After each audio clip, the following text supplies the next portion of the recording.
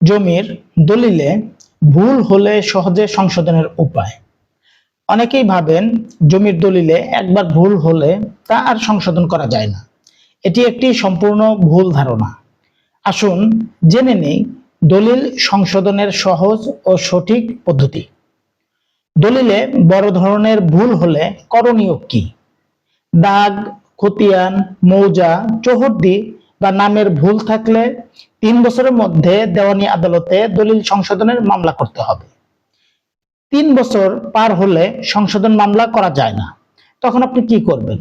তখন ঘোষণামূলক মামলা করতে হয়।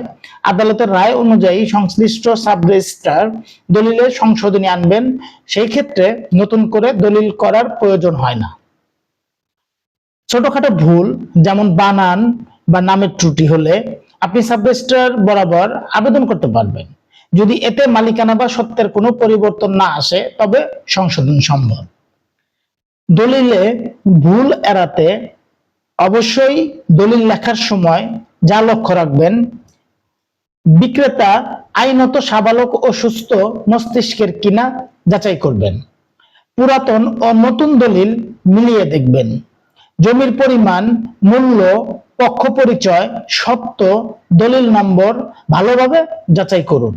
উত্তরাধিকার সূত্রে মালিকানা হলে সম্পর্ক অবশ্যই যাচাই করুন।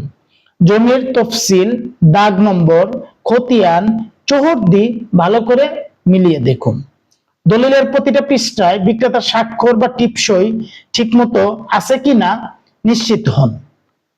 দলিল লেখক ও সাক্ষীদের স্বাক্ষর ঠিকমতো করেছে কিনা মিলিয়ে দেখুন। কাটাকাটি, ঘষা মাজা এড়িয়ে চলুন। প্রয়োজনে দলিলে কৈফিয়ত লিখে স্বাক্ষর করুন। প্রতিটি দাগ অনুযায়ী জমির পরিমাণ আলাদাভাবে উল্লেখ করুন। তফসিল অফিস থেকে জমির সঠিক দাগ ও খতিয়ান জেনে নিয়ে দলিল করুন। দলিল লেখার সময় অবশ্যই দক্ষ ও তালিকাভুক্ত দলিল লেখক নির্বাচন করুন এবং একাধিকবার প্রুফ রিডিং করুন। ধন্যবাদ সবাইকে।